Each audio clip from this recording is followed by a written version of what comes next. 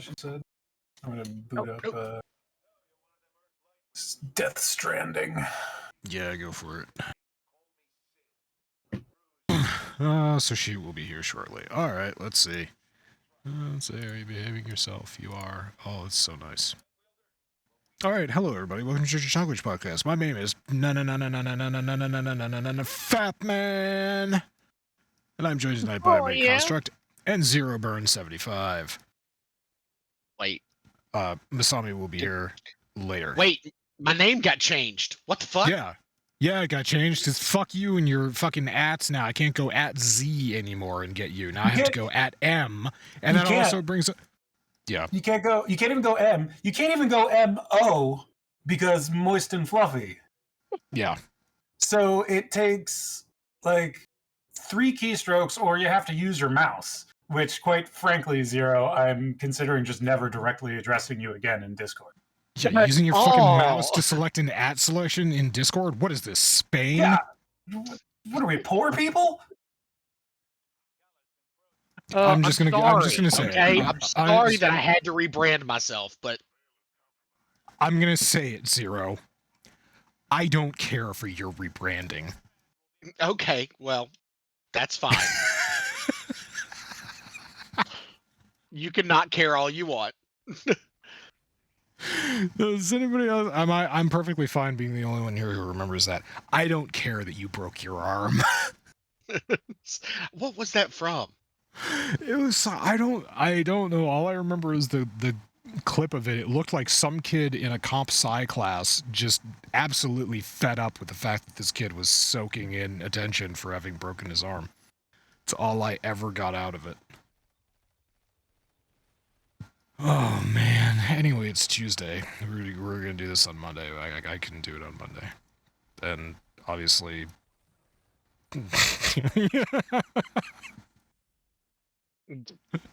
I couldn't do it on Monday, so anybody else could have done it, but yeah. It's just not the same without you here, Doc. You were nice and you let me delay it. Thank you. And yeah, we have. Oh boy, did I really want to do a podcast this week? All right, we'll start off with the breaking news. The breaking news that Omega just posted. Breaking news, everybody. Adam, somebody from WoW, tweeted out that Blizzard is losing amazing talent because someone in power doesn't listen to the game directors who make his products. DE&I also means diversity of thought, especially when it's backed by data and financials.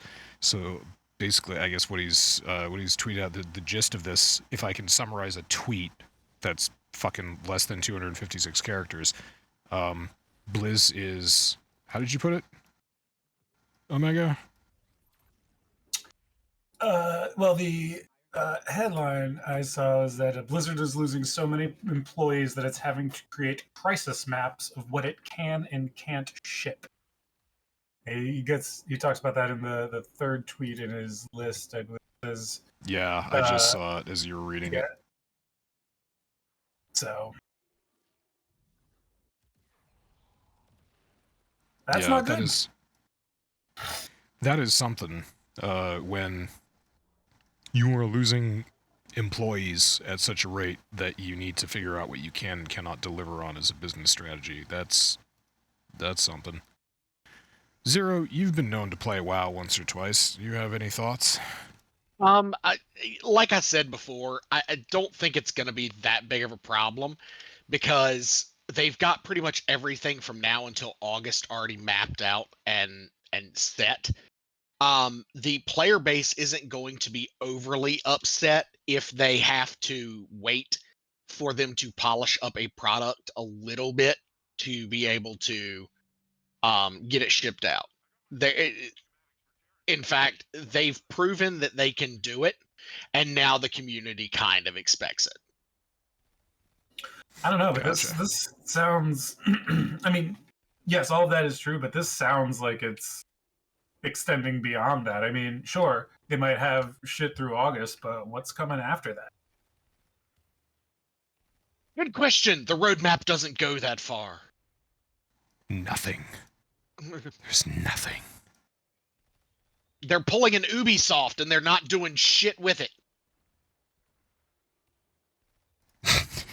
Which, by the way, I need to vent about that a little bit here. We here have after a while.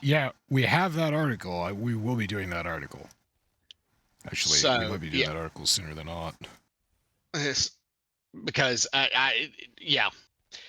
Blizzard has finally gotten their groove back when it comes to WoW. I really hope they don't fuck it up.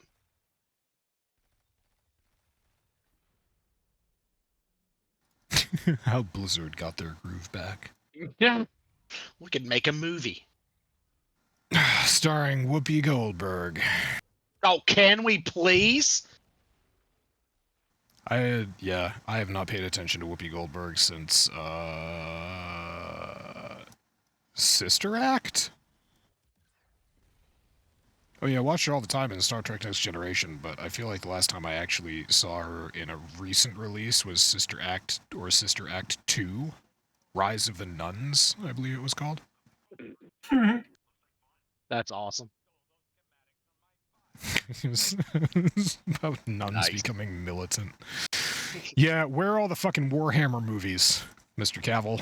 Because there are militant nuns in Warhammer, you better fucking believe. Yes, and they are very angry. And they do not have vows of chastity either. No, they do not. I've been watching Warhammer 40K. I almost like completely butchered that, and I would have gotten chastised endlessly. Repent, heretic. I've been watching like lore videos on YouTube about Warhammer 40K, and I am so fucking lost, but it is so fucking amazing. Yeah, gosh, there's a lot of it, isn't there? There's so much. I tried. There really is. Once getting into the lore, and I gave up. A good place, yeah, it's a lot like Warframe. If you just go into it and you have no idea what direction you need to head in, you're gonna get overwhelmed and you're just gonna stop because you just don't know. So well, if anyone wants to get into it, I recommend going for Lutein's history of, it's a 3-part series on the Emperor of Mankind. Just go for that. That'll give you a good starting location. I don't know, it feels to me like somebody once had an idea for a setting, and then a bunch of people started making fan fiction, and they were just like, "Fuck it, it counts." Sounds like D&D 5e. Wait. Yeah, Christ. Well, I made this comparison before. Yeah, Warhammer has an outstanding amount of lore as compared to D&D. D&D has like personal stories that people have about campaigns, and there's always some backstory that comes with a module, so that you know like the story. You have setups. Dude, Forgotten Realms is absurd. It like really D&D's is. the official setting of Dungeons & Dragons, the Forgotten Realms, covers thousands of years, hundreds of kingdoms, cities through ages, the rise and falls of empires. It is extensive. It should be clear, I don't own any, if those are books, I don't own any of those books. My experience with the Forgotten Realms lore has been based on the Forgotten Realms wiki, which is, to its credit, is very extensive. And yeah, I went through an awful lot of that, because in a recent campaign, my character found a lot of books. A lot of history books, specifically. So I've been through an awful lot of that. I find it to be concise. I won't say that it skimps on detail, because it does not, but it is very concise. Well, but that's a wiki, and they've got to wonder about, I mean, they can't copy too much, but a lot of that shit does come from books. If you look in the wiki, like the citations, like a lot of the shit in the wiki comes from, well, and also keep in mind, what we know of is 5th edition, and we look at it and say, oh my God, there's more books coming out. There's so many books. Dude, 3rd edition and 3.5, the number of books that have come out for that are just insane. So you couple all of that together with bits and pieces of lore distributed through all of that, and then all of the book series that have been published in the world, and like, yeah, I mean, those books are official canon lore of the world, and you could incorporate those into your D&D campaigns, and it would be like, official canon, and it wouldn't be homebrew. And yeah, I feel like Warhammer embraces the breadth of its 40,000 year lore. for like more specific direct gameplay things, whereas D&D, they have this immense amount of lore that they use occasionally and sprinkle around just to make the world feel more alive. When, I mean, if you wanted to, you could really go deep and explore it in that almost a historiological sense. So See, I think yeah, you might be pleasantly surprised with Warhammer, because what you're describing, we're both describing either that there's a lot of D&D in Warhammer, or there's a lot of Warhammer in D&D.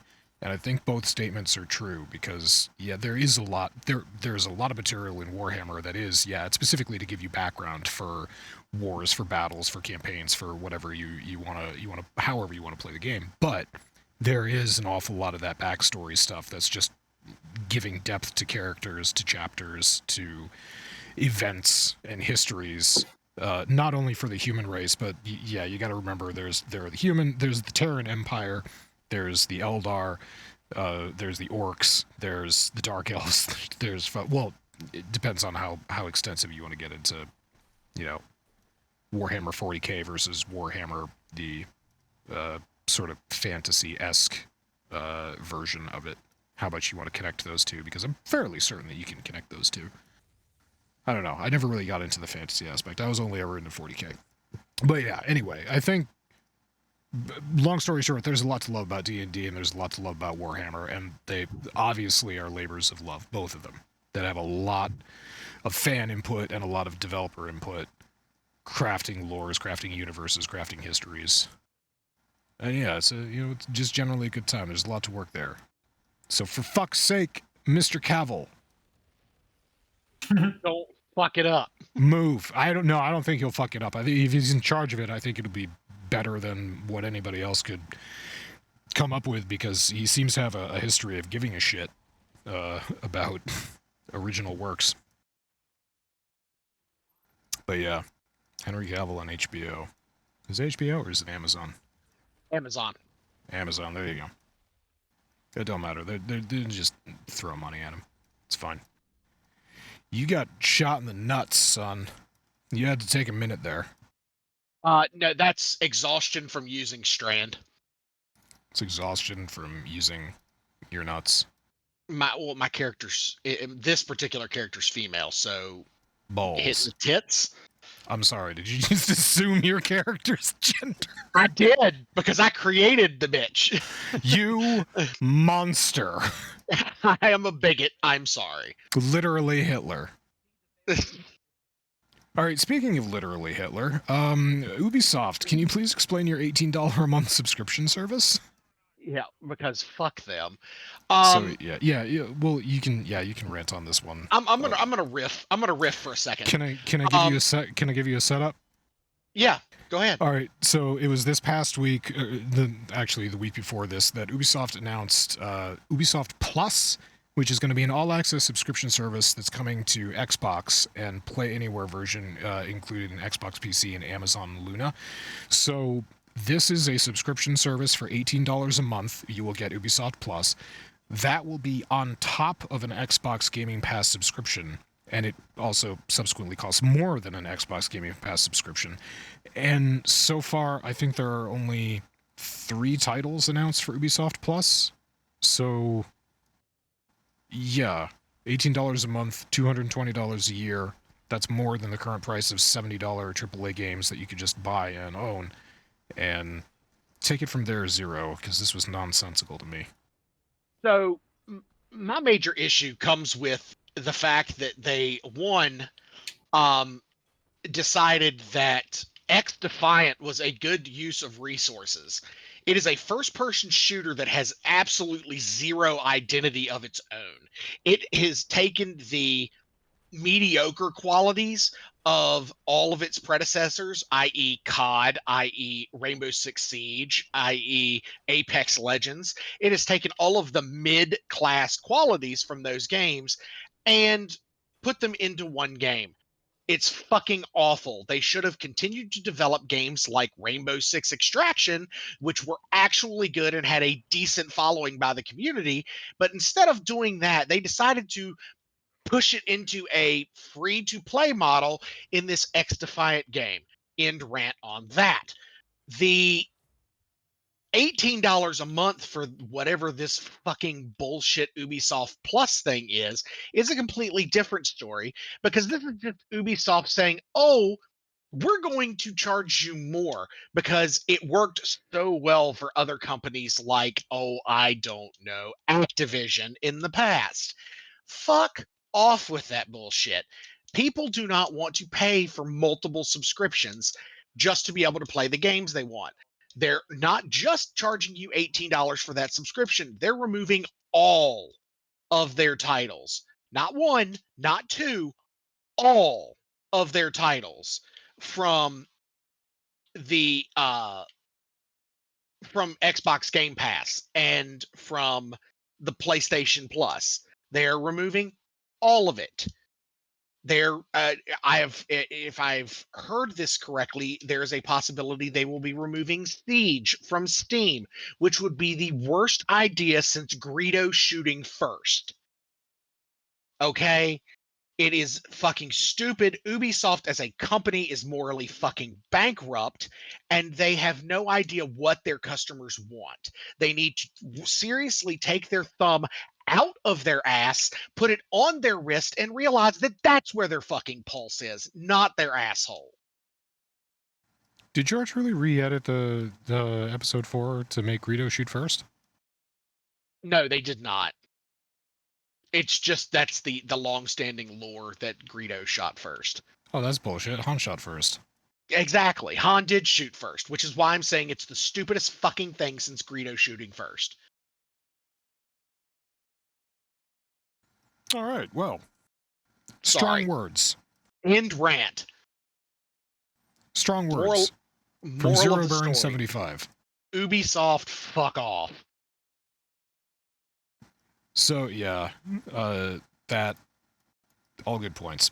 That aside, this is kind of a baffling decision on Ubisoft's part. $18 a month subscription service to Ubisoft Plus. So far, only 3 AAA titles available on it. I mean, they are Assassin's Creed Valhalla, The Division 2, and Far Cry 6, which are all, I mean, they're well-rated games. But, yeah, $18 a month. Forbes, in this article, correctly points out, or who is the author? Paul Tassi correctly points out in this article that, yeah, $220 a month is, that's what, $10 over three $70 AAA games. I mean, not including, I guess, all the, you know, special collectors, deluxe, whatever the fuck, it doesn't matter. But yeah, Ubisoft is not slated to put out 3 AAA titles this year or next year that I am aware of. They certainly have. They're counting X Defiant as a AAA title. No, it is not. It is bullshit and it is garbage. Regardless of whether or not it's a AAA title, it's a free-to-play game. So it falls it falls outside of the scope of Ubisoft Plus. There's no reason why. This article also does. All right, this article does point out, I believe, free-to-play game. We'll see outside they're offering. Okay, yeah, unless they're offering battle passes or cosmetics or something inside of it. So yeah, maybe if you're subscribed to Ubisoft Plus, you'll get bonus content in X Defiant or something like that, or they'll try to entice people to get Ubisoft Plus for bonus content in otherwise AAA titles that you'd have to pay $70 or $80 or $90 or $475 for. Excuse me. Well, that would be however the fuck much it is that video games cost these days, because I don't play Ubisoft titles anymore. But that would be some bullshit that Ubisoft would try to pull. That would be what Ubisoft would do. They would intentionally, they would do this kind of bullshit just to put all of their games and shit behind a fucking paywall. So yeah, I mean, I guess good luck to them. I'm sure this is in development, and they're going to add on to this. That is going to turn into, you know, there will be more content included in this subscription service, but The subscription last time services for games, man, this just pushes people towards the indie market, and rightly so, because the indie market is pretty fucking exciting, to be honest. Well, I mean, it's like I brought up with one of my friends is, you know, AAA game studios need to really watch what they're doing, because all of these indie studios are starting to actually put shit out that's better, way better. I mean, indie studios have been putting out shit that's better for a while. That's why a lot of my builders, Ixion was the last builder that I was really fucking pumped for, and that's a smaller studio. I won't call it an indie dev studio, but it is a smaller studio. Frostpunk, coming out with Frostpunk 2 this year. Those are just city builders. Yeah, there are other games I might not play that much of, but yeah, you get the point. Indie studios have good ideas. So yeah, an indie studio comes along, puts out a couple games that are really phenomenal, really well received by the community, and then they get eaten by Ubisoft or EA or Bungie or Microsoft, whoever. And yeah, you just play on the name reputation, see how much money you can make out of that, and move on. It's almost like, I mean, it's like I told my friend, we were talking about AAA versus indie studios when it comes to, you know, the quality of product that they've been putting out, and you know, we bring that up here. The one that I always bring up to people is look at the indie, or look at the horror game genre. Okay, horror horror survival game genre. Um, okay, so the only one that's really had any staying power in the last 2 or 3 decades has been Resident Evil. There has not been a solid horror survival game outside of Resident Evil in the last, I would say, 2 decades. Mm-hmm. All of a sudden, a one-man army, Scott Cawthon, comes along and comes up with the simplest fucking idea for a video game ever. You stand in one spot and you watch cameras, and it took over the cultural zeitgeist for the better part of a decade now, 8 years. FNAF just had its 8-year anniversary. Which game is this? FNAF, Five Nights at Freddy's. Oh, Five Nights at Freddy's, yeah. And I mean, it took over the cultural zeitgeist for the better part of 8 years. It's one of those games. It was the simplest possible fucking formula that anybody could ever come up with, and he nailed it. And people have loved every single game that has come out. I mean, a big part of that is thanks to like Markiplier and you know, the Game Theory channel on YouTube and stuff like that. But Matt Pat. Yeah, love Matt Pat. And super nice guy. I've met him. If you're going to talk about Markiplier, please refer to him by his title as the King of Five Nights at Freddy's. Daddy? No, wait. Daddy? Daddy? No, you're thinking the guy next door. Big fat guy. Go get him. Daddy, up, please! Oh my god. Yeah, Aqua Teen references work everywhere. So yeah, anyway, Ubisoft making questionable business decisions, but I'm sure that they have thought this out really well, just like they thought out their NFT scam. Service! I said service. Which, by the way, we've heard nothing of for a year now. Remember that? Remember when Ubisoft was going to do their own NFT service? They called it like Ubisoft Purple or something. I don't even remember what it was called. Ubisoft Purple. I just remember the website. Their launch material had a violet theme to it, and I thought it looked really pretty. But I was just like, yeah, I have no interest in any of this. This is awful. I think it was Ubisoft Violet, wasn't it? Please no. Ultraviolet or something like that. Ubisoft Ultraviolet, or I don't even know. I don't even want to remember. I don't know what happened to it. As far as I know, it's gone, and all the people who were chumps enough to buy NFTs for Ghost Recon Breakpoint, I think, was the one they were putting them in. Yeah, I'm sure that worked out well. Sure, you guys spent your money real super well for that vibrant game that still has content being released. Oh, wait. It's really a fucking shame because that was a great game. It was, yeah, and they had a season pass, or they had seasons set up for you to do all these things, and that would have, like, you and I, Omega, I imagine that we would have played that because we ground hard. I remember you were going away for something. We ground hard to get that SUV for the Terminator event. Yeah, the grenade launcher truck. Yeah. And that was a great system, and they just dropped it for technical reasons. All they said was it was for technical reasons.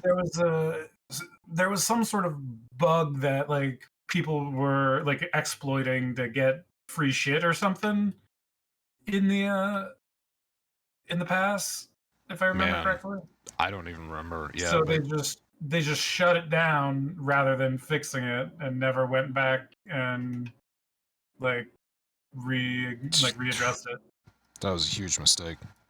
Because that game did have bugs in it, but they were the charming bugs. They were not the game-breaking bugs. They were the... Yeah, like we'd be swimming, and I would see you running on top of the water next to me. Okay, I think once or twice I fell through the map, and that wasn't great. But those are outliers. Yeah. All right, well, a while ago you made an Aqua Teen reference, and I thought that was an excellent way to segue into our next article, because this is fucking near and dear to my heart. Thank you for posting this. DETHKLOK returns with Metalocalypse feature film soundtrack and the Death Album 4. Yeah, I'm pretty stoked. I am fucking stoked to be hearing some Metalocalypse again. Embrace the brutal black death metal. I don't know what that was, but it was epic. It's fucking awesome. I fucking love Metalocalypse. Yeah, everybody should check this out because it's great. And here's the cool thing about it. So yeah, there will be a full-length original film written and directed by Brendan Small. He's the I think he's the lead guitarist and the brainchild of Metalocalypse. So yeah, there will be a full-length original film. There will be a companion soundtrack, and the Death Album 4 will also release this year. There will be a nationwide tour series of the on-screen band, and the coolest thing, Zero, you will love this. The coolest thing about this is that one of the, they will be the headliner, but as co-headliners, they will have, wait for it. The Japanese kawaii metal pioneers, Baby Metal! Oh my god, yes! That is great! They're gonna fucking have Baby Metal with them. If anybody doesn't know Baby Metal, go to YouTube and look them up immediately. They are fucking fantastic. Give me fucking chocolate. Give me chocolate. Yes, many songs that they have done that are fucking phenomenal. So anyway, this is great. And there's a full concert layout. Okay, I'll just put it on screen right now. This is all the locations. Get your fucking ticket information. Houston, Dallas, Orlando, Atlanta, Nashville, Cleveland, Pittsburgh, Walford, Connecticut, Alton, Philadelphia, Boston. They're coming to fucking Boston on September 14th. I might actually have to go. They're going to be in New York on September 15th at the Hammerstein Ballroom, Omega. Oh, nice. I just posted in the chat a little while ago. Rob Zombie came out and made a great defense of Baby Metal after some people were shitting on him. Who the fuck would shit on Baby Metal? I don't know. I mean, this is a long time ago, but just, you know. I remember you posting that. Good for I him. remember you posting that, and I thoroughly agree with him. Baby Metal is pretty damn awesome. It's just fun seeing Rob Zombie posting a picture with hanging out with them, and somebody's like, "They're awful. This is lame. I love you, Rob, but shame on you." And he's just like, "They roll harder than you." Says to somebody else, "Hey, they're nice kids out on the road touring. What are you doing besides being a grumpy old fuck?" These girls had more energy than 90% of the bands we play with. Yeah, goddamn right. You should see some. You can't get an awful lot of live footage on YouTube, but the ones that you can get, yeah, fucking amazing. Also, I found this out the hard way, but if you want their entire discography, you're gonna have to buy it from Japan. I couldn't find a Western realtor that could provide me with all their music, but hopefully that's changed by now. It was a while ago, and I love that they're calling this the Baby Clock Tour 2023. Awesome. So yeah, fuck yes. Doc, I'm coming to Boston. Hell, why not? Wait, where are you at? I'm in Virginia. They're in... Yeah, Alton, Virginia, September 10th. Alton. VA is Virginia, right? Yeah, it has to be. Yeah. Yeah. Yeah, but I this remember WV is West Virginia. Oh, my bad. No, they're not going to West Virginia. Fuck West Virginia. Fuck 'em. Good. Fuck them. Oh, goodness. Yeah, good lord, they are really doing the rounds. Yeah, starting in August 30th and ending on October 11th. Oh, God, that's a short fucking tour. Yeah, but they are going to like 20 locations. Oh. It is just one after the other. It is boom, boom, boom. There's And a couple day-long rests here, but yeah. I've watched a baby metal show on YouTube, and Christ, 20 cities in 3 months. Those kids fucking work. Yeah, they do. It's worth putting on. Yeah, we're giving a lot of attention to baby metal because I'm a huge fan of baby metal. But all the members of DETHKLOK, the cartoon characters, are actual people. They might not look like they're cartoon characters, but they are musicians, and Brendan Small is one of them. And so they will be. I gotta guess how they're going to be doing this is, they'll have a screen up that'll show their characters giving a concert, playing instruments, all the rest of that, while they will be either behind the screens or in a pit, and maybe that's how they'll do it. I'd be perfectly happy if it was just them on stage playing. I'd be equally happy with that. No, they do like the Gorillaz did with like the screen up. I mean, yeah, and this reminds me, I think we talked about it briefly a little while ago, but Netflix fucking canned the Gorillaz movie that they were making. Oh. Yeah. Fucking sucks.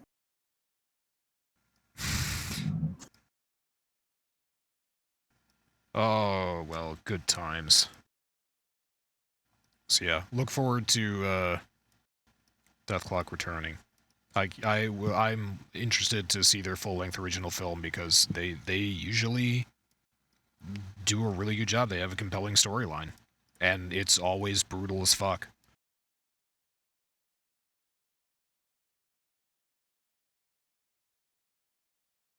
As long as Dr. Ronzo comes back, I'm happy. The rock and roll clown?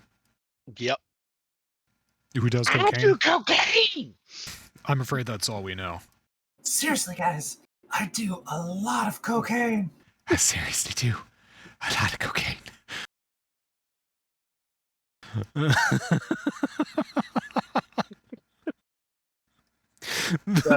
I know it was in terrible taste, but they pulled a reference from David Hasselhoff when he was really down. He was at his lowest point. He was hitting bottom and he was eating that hamburger on the floor, and they just did the exact same thing with Dr. Roxo.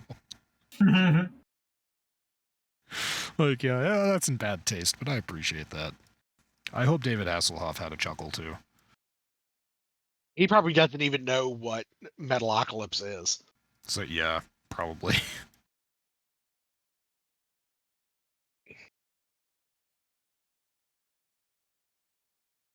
Excuse me while I temporarily allow YouTube so that I can get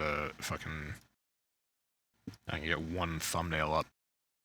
Okay, so that's Metalocalypse. I'm just going to talk about something for a quick second, and everybody can be bored, and then we'll get back onto real topics. But there is a new steampunk adventure game from the makers of Myst that is coming out, and it got attention because the recommended system specs are for 32 gigabytes of RAM and also some pretty intensive hardware.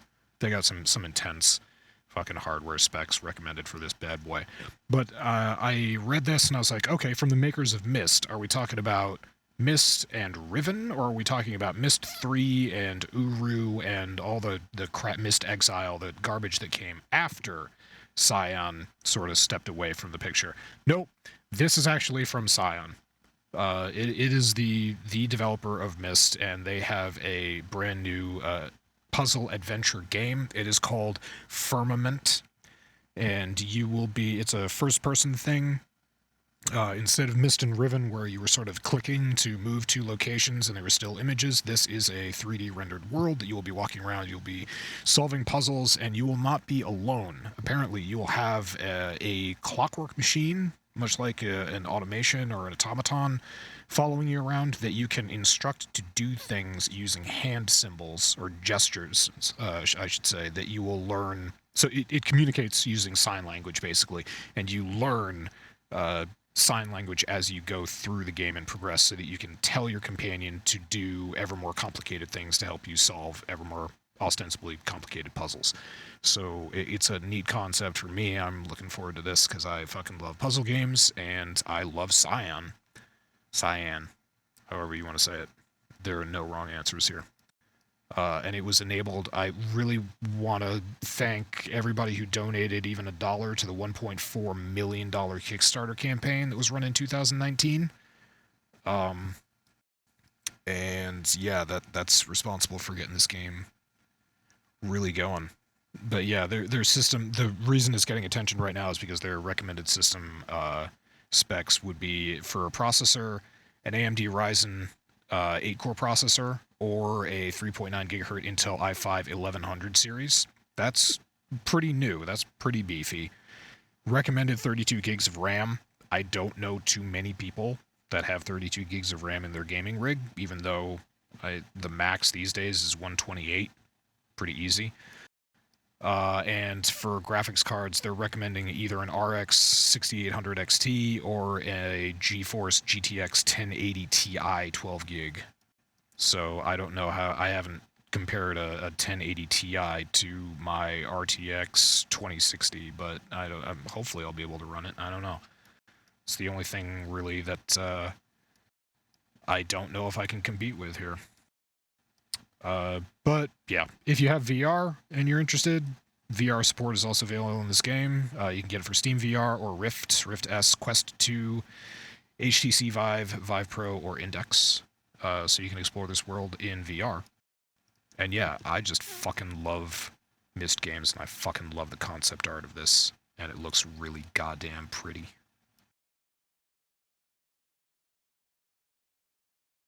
I'm just gonna scroll through screenshots. Anybody else here play Myst back in the day? Nope. I did not. not big Myst fans. That was before I was into PC gaming. At that time, I was into console gaming pretty. I played Myst and I played Riven because I thought as a kid, I can't even remember how old I was. I couldn't have been 10 or something when I was playing Myst for the first time, or Riven for the first time. I think Riven was 1998. I could be wrong. But yeah, I played them because I really loved the computer. I really loved like playing Number Munchers and Oregon Trail and shit. And I think my mom wanted to like get in on computer gaming with me because I enjoyed it so much. And so the two of us spent a lot of time playing Myst and Riven. And so yeah, I have fond memories of those two games. And then Myst 3 came out. I think it was called Exile, and it wasn't great. I think that's when I stopped. But I still have my original copy of Riven back here, and the sleeve with 5 CD-ROMs that it came on. You needed 5 CD-ROMs to install Riven.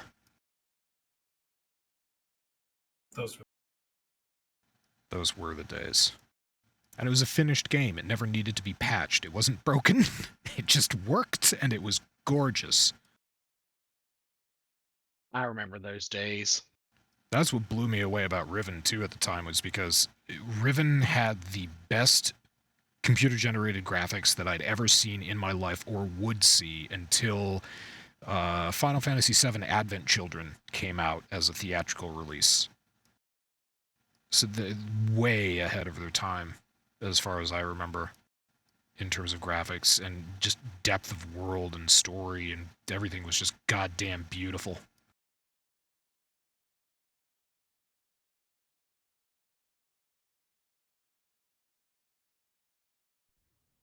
Okay, so that's it. Thank you for indulging me. Puzzle games. Fuck yes. Let's see. Next. Zero, I couldn't help but notice that you're playing a Destiny game. What? Me? Playing Destiny? No. Oh my goodness, this is Destiny 2, if I'm not mistaken. You are correct, sir, as there will be no Destiny 3. Oh goodness. Now, I heard a rumor this week that Destiny 2 posted a whole bunch of tweets that were sad, delivering some alarming news. What's the story there? So Omega posted it. I've been following it, and I didn't want to post anything myself until I had full information. But seeing as how that just happened like today, a Kugan, Tico Agbo, popular Destiny streamer, has been for years. Yeah, they kind of banned him. And the reason for that is because he leaked shit from a creator summit that he shouldn't have leaked, and apparently has been doing it for quite some time. And when we're talking stuff that nobody knew about at all. So yeah, it really pissed off the Bungie devs and the legal department. And when you piss off Bungie's legal department, you know you've really pissed people off. So yeah, Omega, you did post this article. As I understand it, Destiny didn't name this person in their tweets. It was only after that the guy that Zero just said, Kugen Teko Agbo, came out and said he's apparently a huge voice in the Destiny 2 community, Zero, if that's correct. And he makes a living off playing this game, and he's been invited to these summits for a really long time. Not anymore. Yeah, not anymore. And he came out and said, yeah, they banned me, but he denies this, or he denied it. Other Twitch personalities came out and were either in support of him or were neutral, saying, they don't know what to think. And then he said, why would I do this? It's my bread and butter. I'm very used to NDAs. Why would I breach one? The quote is, I spent 14,000 hours on this game, multiple hours helping people in Grandmasters. I'm in so many NDAs at the moment. Why would I breach any? It's part of the job. And after he came out and said this, Bungie released a new statement late Monday saying that it had irrefutable evidence showing a pattern of Ekugen leaking confidential information about Destiny 2 for multiple years. So yeah. That's not good. Yeah, and Definitely not. from what I understand, because you mentioned Paul Tassie's name earlier, and he posts a lot of Bungie stuff on his Twitter. I actually have him followed on Twitter because of the Bungie stuff that he posts. But he came out and said, the screenshots that are the things that they have are like screenshots, exact icon placements on the desktop of the person who was leaking this, and like they broke it down to like the absolute smallest minutia of like shit that was on his desktop. Mhm. So like desktop icons, and they said, well, if it was somebody hacking him, okay, if it was somebody hacking him, then they did a really good job in getting his um getting the icons on the screen and everything exactly the way that he has them on his desktop. They Wait a spent minute. the time. Just to be fair, wouldn't that literally take nothing more than like, Photoshop skills. well, even assuming he did get hacked, if someone was able to hack in and get control over his machine even for a moment and just screenshot his desktop, you're done. Or you watch him stream and he closes his program, has his desktop up on stream, pop it full screen. There you go. Yeah. Yes, I was going to devil's advocate this for a minute because I am that asshole. But as someone who does a lot of graphic design, it is not that difficult for me to exactly recreate somebody's desktop down to within a pixel of place. All I need, if I have, even if it's not a very clear screenshot of somebody's desktop, maybe if it's you know how you stream in 1080p to Twitch, but it gets blurred. There's problems with compression and with clarity and all the rest of that. The colors don't look quite right. So how would I get around that? I would open up Photoshop. I would create a template that's 1080 by 1920. I'd find his desktop. It's not that difficult to recreate a Windows taskbar. I have one. I mean, I can just screenshot mine and alter it as needed. I can find the applications and the icons that are used on desktop, or I can find those applications. I can install them. I can take my own screenshots. I think that I would be able to make a very convincing replica. Yes. Without, I mean, it would take effort, but it would not be terribly difficult. So, just to put that out there.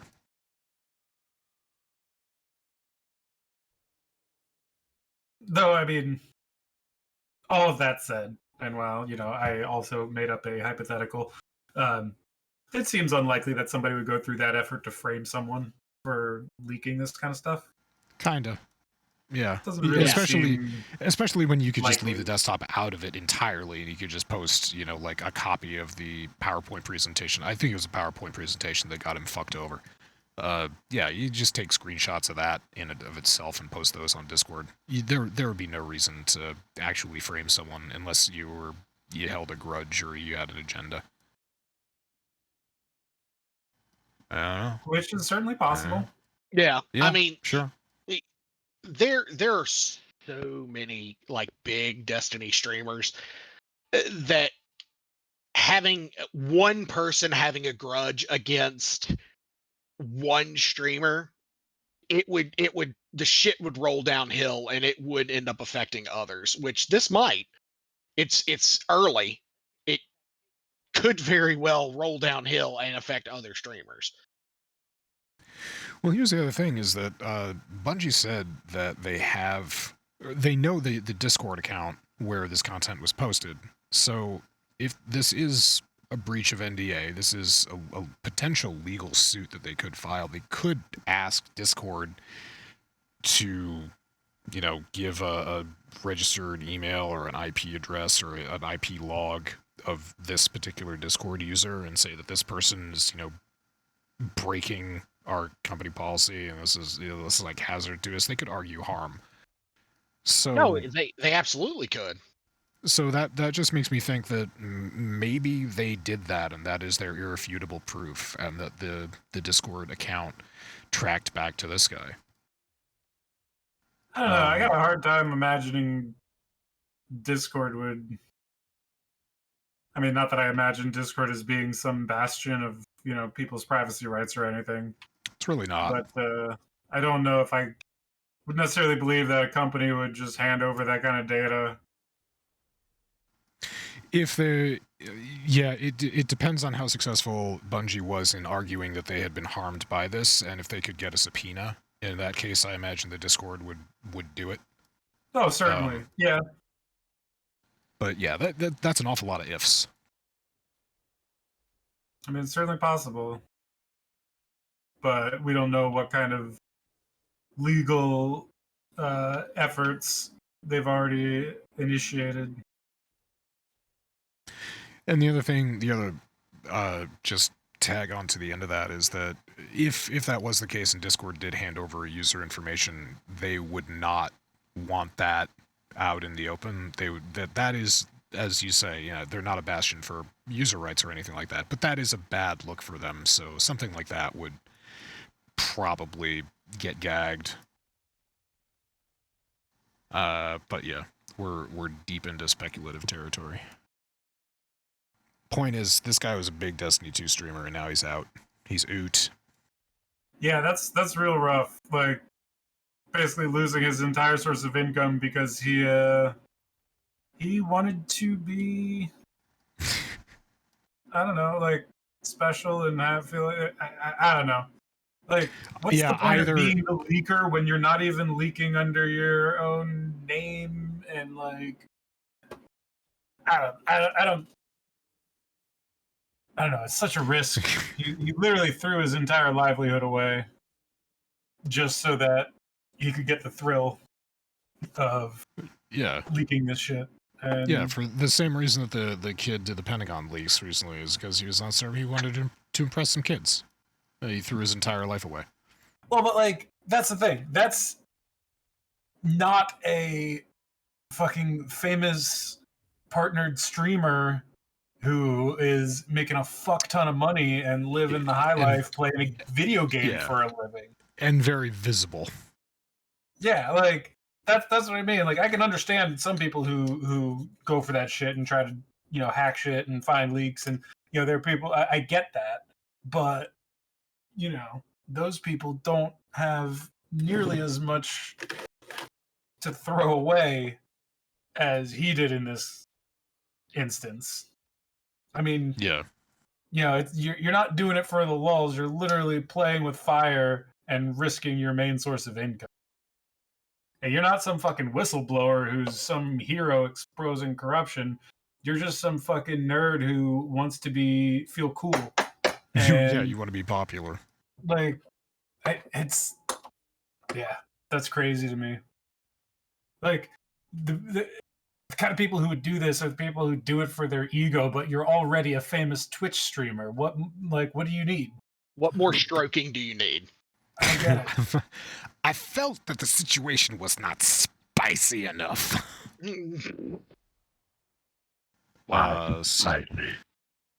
Season 6 of Reno 911. I felt that the chase was not spicy enough. Yeah. Hey, did you guys know what the fuck is the name of that 10-minute streaming? It's a streaming channel that does like 10-minute episodes of TV shows. Reno 911 came back for a 7th and an 8th season. Is where I'm going with this. I think it's called Quibbly. They lasted no time at all. Yeah. Interesting concept, just not enough interest at all. And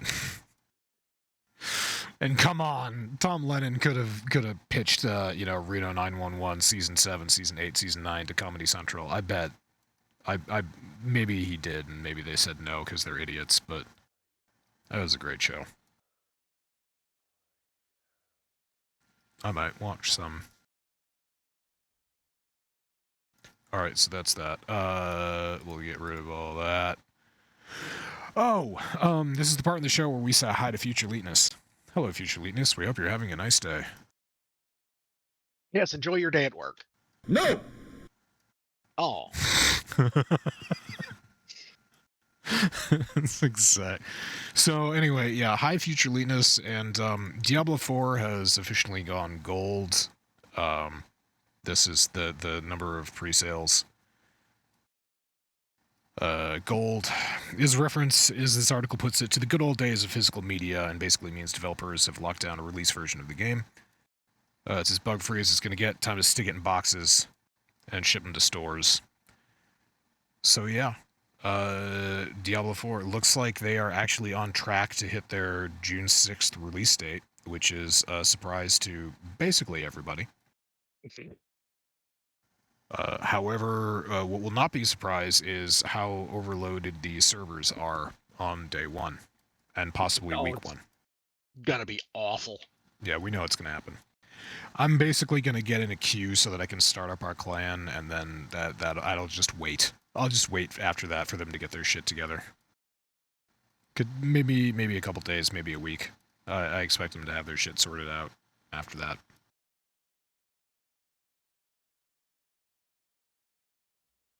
However, what I did want to talk about, and what was talked about by all of us after we played the beta, is some of the quality of life functions that the beta lacked, and we speculated that they were going to add stuff into the game. One thing that they, to quote PC Gamer, have bafflingly refused to implement is a map overlay. So they're not going to do the basic map overlay that you could, in my game at least, I hit, the hell did I hit? In Lost Ark, you hit tab and you get the map overlay for the map that you're on, so you can just tell, because they're big maps, you need to know generally, you know, north, south, is it this crevice, is it that tunnel, whatever. Diablo is the same way. I think I hit M and it just brought up the map overlay, and Blizzard is saying that they're not going to do it. They have no plans to put a map overlay in Diablo 4. Which is weird to me, because the maps in Diablo 4 are as big, if not bigger, than they were in Diablo 2. And Diablo 2 really benefited from a map overlay.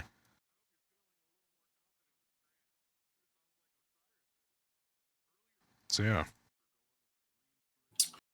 Yeah, I don't know. We'll see. The only thing that I can think is that a lot of, like, because of the way that this game is designed, the maps are going to, like, the world is going to be a persistent world and not procedurally generated maps. Now, that doesn't necessarily hold true for the dungeons, but at least in the overworld. But, you know, honestly, thinking back to the beta, the mini map, like an overlay map, was not a complaint that I had. No, it wasn't. It wasn't terrible, because I did. Well, there are two things here. Because one of the things that was brought up in this article for people that didn't mind this was that there is always the critique that people just spend the whole game in the overlay map and they don't enjoy the world around them and they don't get immersed. For me, that was never a thing in Diablo 2 or Diablo 3. In Diablo 3 especially, because I played the game so fucking much that I learned every single map, and even when on procedurally generated maps, I knew the tiles, I knew where the tiles led. So I used the overlay map when I had very specific tile sets, like the big, the Act 1 underground jail that could spawn as a huge fucking square, or two huge squares connected by a hallway. Maybe you might know what I'm talking about. In Diablo 3. Not specifically. If you go into a rift, there's one tile set that'll start you off. It's like a catacomb, but it's a jail. It's an underground jail, and there are all these cells and tunnels. And yeah, that map can spawn as an absolute... It can sometimes be just one level. You can have a rift that's just one level because that tile is so fucking huge. So that would be a time when I use the overlay map just to tell where I am and, you know, follow a wall and figure out how big this place is. But apart from that, yeah, I didn't really use overlay map at all. Lost Ark, on the other hand, I use the overlay map a lot more because the maps, although they're not procedurally generated, they are sometimes more difficult to manage, to navigate, rather. So it does help me to pop that overlay map open and see, like, oh, I have to go here and around and all the rest of that. So yeah, I don't know either. Ostensibly, we'll be playing this game so fucking much that we'll know all the maps anyway. The same thing will happen to us as happened in D3, but... yeah. Currently, the only way to navigate your way around is to stop, press M, figure out where you are, press M again to close the map and get back to what you're doing, assuming nothing kills you. or to try and rely on the mini-map that's in the corner. But yeah, this is a weird thing to omit, and to be so certain that you're not going to add. It'll get added. It'll be You think one so? of those Yeah. last-minute things. I don't know. It's not in Diablo Immortal. I don't miss it when I play that. Yeah, it's possible that it won't get added, but every single PC games, Diablo Immortal, I'll put aside. I don't have a lot of experience with that. You've got more experience than any of us, Omega. But for Diablo 1, 2, and 3, there was extensive development after launch. Maybe not Diablo 1, Diablo 2, and Diablo 3. There was extensive development and quality of life added after launch. Fuck, Diablo 3 completely reinvented itself after 2 years. So, well, I mean, yeah. Diablo 4 is going to be a live service game. So, of course, there's going to be all sorts of things added and developed and growing over time. But, Definitely. I mean, going back to Immortal, like the entire time I've been playing that game, only on PC, mind you, I've never once even realized the fact that, oh, this game doesn't have an overlay map for me to use. It's just got a world map. Like, I've never had that conscious thought of, oh, that's not here. I can say honestly, in my opinion, in an ARPG, overlay's not necessary. How many dead ends are there in Diablo Immortal? How many times do you have to backtrack? Like, none. See, that's a thing. There's a lot of dead ends in Diablo. Even with the recent patches to Diablo 3 in the past couple of years, they still. Well, that was one of the from complaints dead that end. they addressed in the latest update on D4 is that that they've basically reworked the dungeons and shit so that people don't have to double back, so they don't have to do that. And I mean, yeah, I will say Immortal has. It's not true. There aren't no dead ends. There are some, but not nearly as bad as Diablo 3 is. But I don't know. Doesn't seem to be too big of an issue. I don't think so either. I think it's curious, but it's. You know what? Wait a minute. I'm thinking there is an overlay map, actually. Yeah, okay. Take back everything I said. There is an overlay map in the corner. Well, it's not an overlay map. It's a corner map, I should say. Yeah, but I mean, to support your point, how often do you even pay attention to that? Yeah, because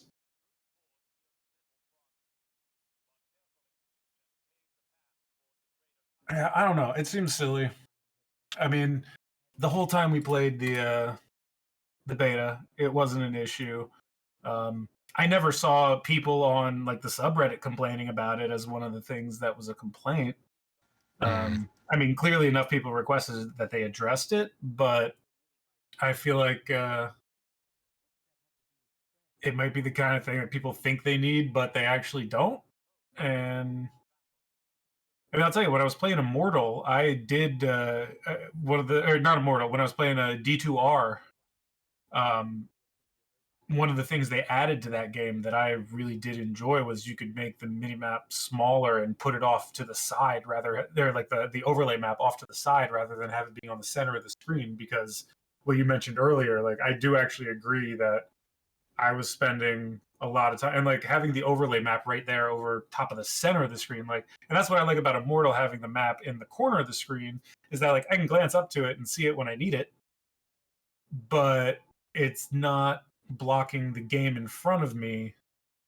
And yeah, when I was going hard and Resurrected, I honestly did feel like I was playing the mini map until there were enemies, and then I would look and kill the enemies, and then I would look back up at the overlay map and follow that. And when I switched the overlay map off to the corner, basically turning it into a corner map, I enjoyed the game more, and I appreciated the game more than when I was just looking at the overlay map. So yeah, it is an interesting debate. I'm not going to miss it. I'm not upset that it's not there. Yeah, I'm sure in terms of gameplay, I'll adapt. I didn't really have a difficulty in the beta. apart from some systems and some features not being very well explained or just letting me know that certain stuff was there. That was my only issue with the beta. It's just I wish there had been some more comprehensive overview of functions in the game, like fast traveling to the start of a dungeon, as an example. But yeah, I'm ambivalent towards the overlay map at this point. Until there's some reason that we actually need it, I'm not gonna fuss. Yeah. If we're done talking about that specifically, you just brought up an interesting tangent that I would kind of like to discuss. It's a thought that I've had before, but never really brought up. Yeah, go for it. How does a game go about explaining these concepts to you? Like you said, you don't know that there's a way to fast travel back to the beginning of a dungeon. You didn't know that. Like I found that out because I was on the map and I saw the icon on the like I went to the big map in D4 and I was like, oh, what's that? And I clicked on like the little entrance icon and it was like, oh, it started teleporting. I'm like, yeah, but you didn't. You looked at it and said, oh, okay, there's the icon on the map. I'm going to run to it. How does a game make that shit explicit without like, here's your packet of homework to study of all the ways that this different shit works? It's really tough for a game to like explain these mechanics in game without like, you know, nowadays anytime a game introduces mechanics, it's like, yeah, look at the patch notes. It's not explained in game. Nothing is explained in game anymore. If I were to try to play PoE, what the fuck am I going to be doing? Like that's what I'm talking about with Weakness. Like, what the fuck am I going to be doing? I'm going to be spending 90% of the first month of playing the game reading wikis. Yeah, it's PoE and Warframe are two fuck you read the wiki games. Yeah, but that's all games now. Every single game has a wiki. Every game has a wiki. I blame PoE and Warframe for teaching other people that they could get away with it. I mean, yeah, who knows where it started, but it's an interesting thought. Like, games are getting more and more complex and layering mechanic upon mechanic upon mechanic. And on the one hand, it's cool. It gives us all kinds of shit to do, but it does get hard to explain some of it and learn some of it other than having people figure shit out by brute force and then writing a page on a wiki about it. Well, all right. So as long as Blizzard is ripping off Lost Ark in a lot of ways, they could take a note from Lost Ark because that game does have a tooltip system, which doesn't explain, you know, like how to progress in the game or, you know, what direction to move in or anything like that, but it is very good at teaching you how to use the basic mechanics of the game, keyboard shortcuts and whatnot.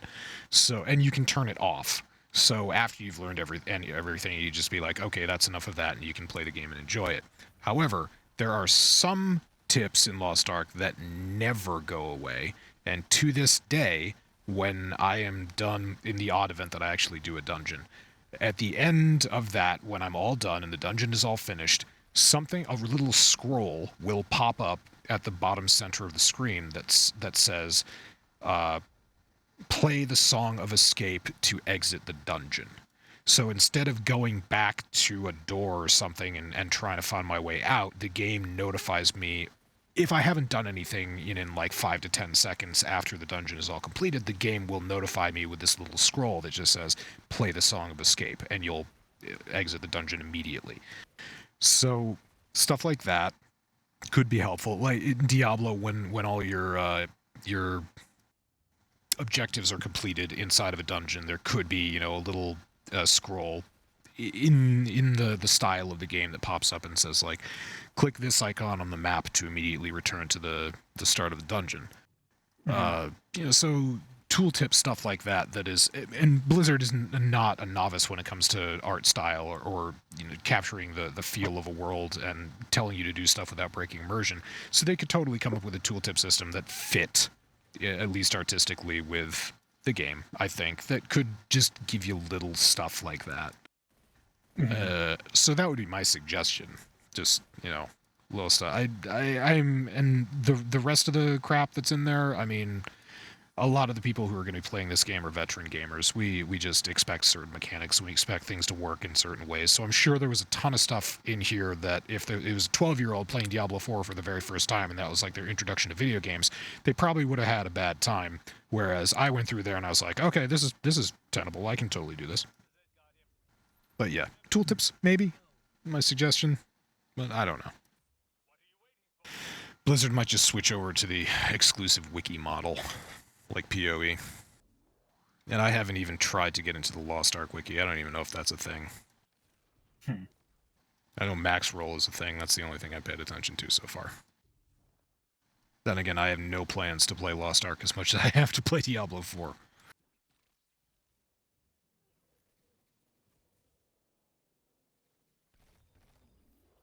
Oh boy, alright. Well, So, I do have to say, you're right about Warframe, because being somebody that came into Warframe way later than you guys did, I can't, like, every time I just start getting a grasp on the game, something changes. And it's like, and it's not a small change either. It's a fairly substantial change that completely, for lack of a better way of putting it, fucks my worldview. Warframe has done some stuff, but here's the silly part about when Warframe does something like that. Usually it is related to a quality of life update. And so if you have been, I understand you're not coming at this from like being a Warframe player for years, but if you are one of those people and they make one of those changes, you respond to it by saying, oh, usually like 90% of the time you respond to it by saying, oh, that's better. And sometimes you respond to it by saying, oh, Steve stole that from a different game. Yeah. The Yeah, problem say with that anymore, Warframe though. is that, like, it's not that there's complicated mechanics. It's just that there's, like, far too many things that they've added to the game to keep track of. That's the real problem with Warframe. Nothing is particularly difficult. It's just every update, rather than being like what a different game, like what other games might consider like a content update, their content updates are all like some new system, some new mechanic, some new thing to do, thing to build, thing to grind and craft and do new things with. Yeah, check out this And Helmuth system. yeah, whereas like other games are like, oh, new content update, here's a new quest, here's this, here's that. But like Warframe, every single time that, you know, here's Railjack, here it's like none of them are particularly difficult. It's just they're each totally separate from every other mechanic, have entirely different rules from every other mechanic, and you know, the UIs are entirely different. Like when they first introduced Railjack, it was kind of funny because it made a little bit more sense than it does now, because it was basically built the same way as upgrading and, you know, modding your warframes and weapons. But now it's got a completely different UI. It's got different systems for polarizing mod slots. It's got different systems for expanding mod capacity. They just fucked it all up and made it all different. It's not hard. There are certain weapons that have a level 30 cap, certain weapons that have a 40 cap, and you have to know. Yeah, and so that fucking annoys me, and is honestly part of the reason why I haven't played Warframe in quite some time, is because I feel like the game is like 7 shitty games and 1 good game wrapped in one. And I'm tired of the 7 shitty games getting in the way of the 1 good game. Yeah, Railjack is fucking amazing. More Railjack. What really fucked with me in Warframe was, it didn't fuck with me. It was just, it was a funny ha-ha, and agreeing with what you're saying. Open World came out. Plains of Eidolon came out right when I came back and I started playing hard again with Fluffy. And we were doing Plague. What the fuck is that event called? Plague Star, yeah, we were doing Plague Star. That was when I started. That Plague Star event was when I started, because I did like 2 Plague Star runs with you guys, and I was like, what the fuck is this? Yeah, this doesn't make sense. That was back when the game was younger and crazier, and you actually had to craft arcanes and then combine them instead of buy pre-built arcanes, which is a big fuck you to your veteran players, by the way. But anyway, Literally yeah. everything in the game, every update involves quality of life changes that are nothing more than fuck yous to people who did it the hard way first. I still remember the goddamn farming route that I had to get Cetus wisps. You can only get them at sunset, sunrise, or sometimes during the night. And I remember going in as Nezha and doing that farming run again and again and again because you needed 10 Cetus wisps to make one fucking arcane. You needed 10 arcanes to make one rank 3 arcane. Yeah, I remember that. Now you just buy the shit. So, yeah, Plains of Eidolon comes out and it introduces a new faction system. You have to get in good with Quill Onko and you have to get in good with Kanzu. So there were these reputation systems. It was just like, okay, yeah, go and get fish and trade them in. That's the most efficient way to get it with Kanzu. And go do Tridolon runs and trade in sentient cores with Quill Onko and you'll get standing with him. Cool. Fortuna comes out, much the same thing. You got Vox Solaris, where you got to go and collect Taurids. You can farm those, or you can kill the Orb Taker or whatever. And you have Solaris United, where you go and you farm or you mine minerals because minerals are the best way for beginners anyway to do that. And then you get into hunting, and that's probably the best way for you to rank up daily. And okay, so those are new systems. All right, I can adapt to that. Demos comes out. Do fucking quests and get tokens to trade them in for standing. Okay, weird, but I'll go with it. It's new, it's different. Completely new system. That's completely fucking new. This token thing is not the best because I have to do these missions and I get a set number of tokens. I can farm them, but there's no way to quickly farm them, so we're gonna go with it. Zerman comes out. Go into missions and find plumes to collect plumes around the map to trade them in for standing. Oh, Jesus, I'm not even getting them for free anymore. Now I gotta go do a mission, complete the mission objectives, and I have to go look for a whole bunch of plumes. So, yeah, I'm waiting, because April 26th, they're gonna come out with, what the fuck's it called? The Duvari Paradox. I'm just waiting for the new factions and how you're supposed to fucking get shit to trade with them to level up your standing. I can't even imagine if it follows the pattern, it's going to be even more complicated, or it's going to be even more annoying and difficult to farm. So I'm afraid of that, but yeah, that's just one example of a system that progressively got more complicated and bizarre as time went on. And all those systems still exist, so you can play it easy and go to PoE, or you can play it relatively easy and go to Fortuna. You can play it slightly more difficult, go to Demos, or you can play it annoying. Not hard, just annoying, and go to Zeraman. Yeah. Oh, Warframe, the love-hate relationship that we have. At least Reb's making good management decisions. Good creative decisions. I'm over it. I uninstalled it. That's so sad. I'll be playing Duvari Paradox. I was tired of it taking up 30 fucking gigabytes on my C drive. As opposed to GTA 5, which takes up 110. Not on my C drive. It's not on my C drive. That's all that matters to me. Don't fucking store 3D fucking 1080p graphics and shit, or whatever graphic resolution they use up. Like, don't store fucking texture shaders and all that shit in like the cache on your fucking C drive. That's such bad game design. It's unreal. 30 fucking gig. It was the single largest thing on my C drive. It was, except from Windows. I didn't even realize it does that. I just could take a peek at that. Yeah, go look in the app data folder, and you should have like a 28 gigabyte shader file. Like it's like the shader caches or something like that. It's obscene. Oh boy.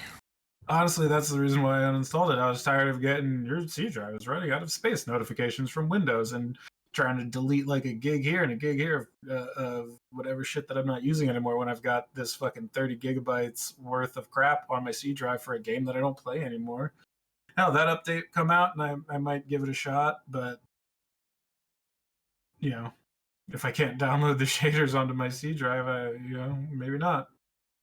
But I think I'm looking to my drive shelf right now. I'm pretty sure that I have two 250 gigabyte SSDs that I'm not using. I'm just gonna mail one to you. Have an SSD. It's a Samsung, so it's probably still good. But see, like the problem isn't storage. The problem is like I would have to clone my boot drive over. Yeah, you can do that. That'd be a fun project, actually. Not really. I don't want to do that. That's not fun for me. I want to clean out my tower, but I definitely got to do that soon. The weather's nice, so I'm going to take it outside. Yeah, I did mine yesterday because I had the day off. Cleaning. Yeah, so, that's a good thing to do on a day off.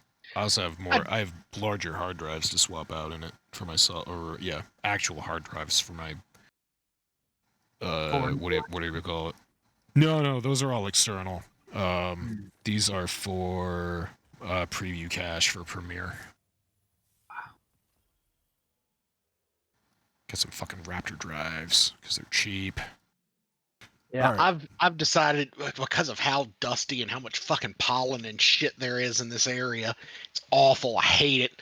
I do mine about every 4 months. I blow it out real good. Jesus. So 4 or 5 months. Dude, the dust and shit that's in this area is awful. Oh, I don't doubt it. Yeah, I got yeah, I don't doubt it. I washed my car 2 days ago. Went out this morning went out this afternoon to go get my fucking hair cut. And covered in tree spooge. Oh my god. Just trees spooging all over everything.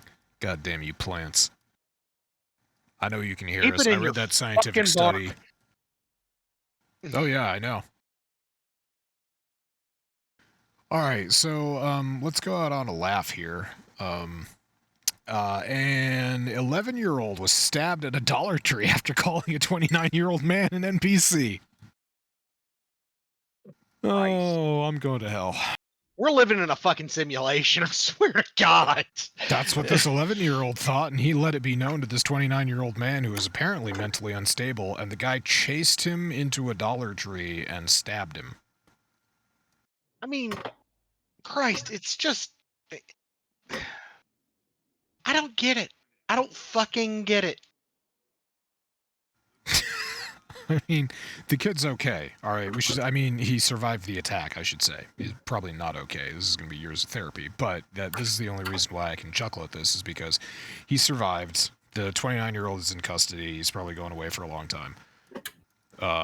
Yeah.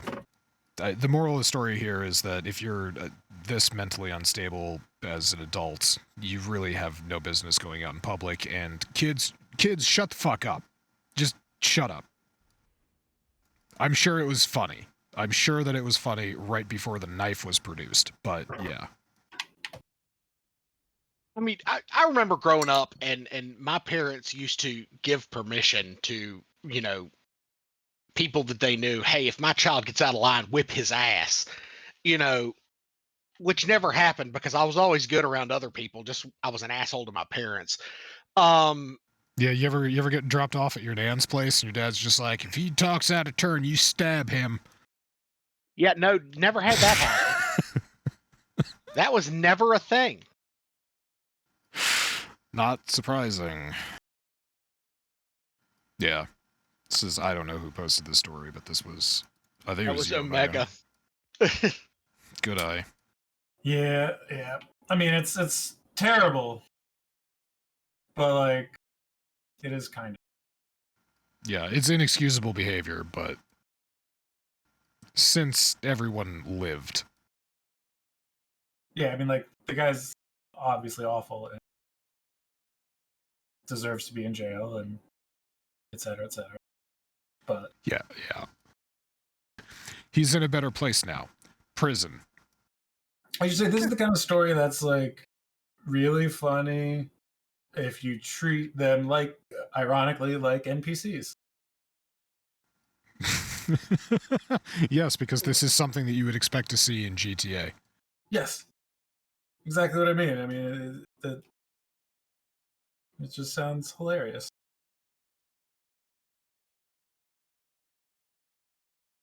Oh, Christ. All right. And lastly, yeah, Omega, you just posted this one because this makes me chuckle, and we talked briefly about it. Trump has released digital trading cards again after the Round first batch of two. MFTs sells out in one day and raises eyebrows.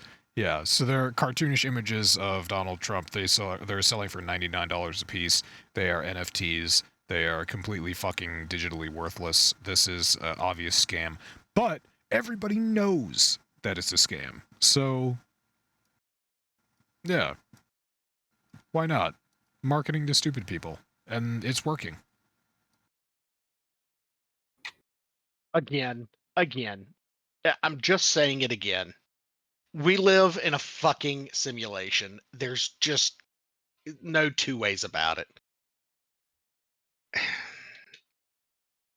Send the asteroid. 44,000. Send the fucking asteroid. No, please don't. I like being alive. There are 44,000 NFTs in the first batch, and this week, or last week, no, it is this week, 47,000 were minted in the second batch, including 46,000 available for sale on a website, and purchases are limited to 47 digital cards per consumer. 100 if you use cryptocurrency to buy it. Oh my god, 100 if you use crypto. The most stable currency. Oh my god. All I've got to say is, and by the way, Doc, I don't think you have anything to worry about, you or Omega, when it comes to the asteroid, because the people of your respective cities will just look at the asteroid and tell it to, and I quote, "fuck off," and it will not affect your areas. there's the combined belligerence of New York and Boston will just completely undermine the laws of physics.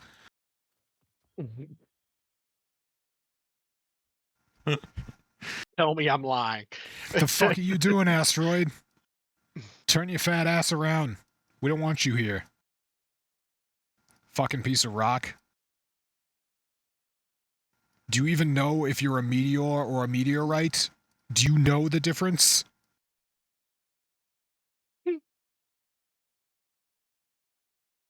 The meteor gets offended and completely misses Earth.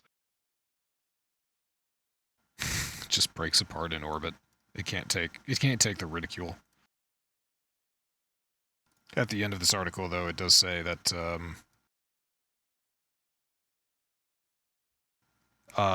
despite selling out in less than a day in December, the value of digital assets, including NFTs and cryptocurrencies, has plummeted in recent months, with the trading volume of NFTs taking a nosedive last year when they dropped roughly 97% between January and September of 2022. But it's since recovered slightly, rising in December and January and hitting a 7-month high to start off this year. So, yeah, you know, this is an okay time to do it.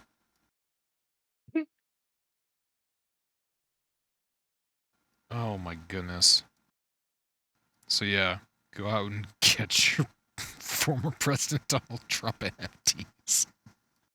Yes, before he goes to jail. No, well, he'll just release more when he's in there. It'll be a whole new series. True. Oh my god, it's so true. Christ. Fools and their money. Yeah, so I'm just going to wait until I see somebody post the entire collection on 4chan, and I'm going to save the image. Because how are NFTs even still a thing? How have people not caught on to how fucking ridiculous that shit is? I mean, they did, but the market's recovering now? Seriously? For real? I had tell Rod about this. He would love this story. What market? The NFT market is recovering? You know, Yeah, it's according to funny. this, Our entire fucking economy is collapsing. Our actual economy is collapsing. NFTs doing great. Oh, fine. Everything's fine. You relax, little buddy. Spend money. Don't put anything in a savings account. You can't take that money with you. Spend it Okay, now. Don't think about the future. The money that is in the savings account currently is being spent next month when I go on vacations. So There you go. Yeah, spend it all. Stimulate the economy. Remember, you're the only one who can.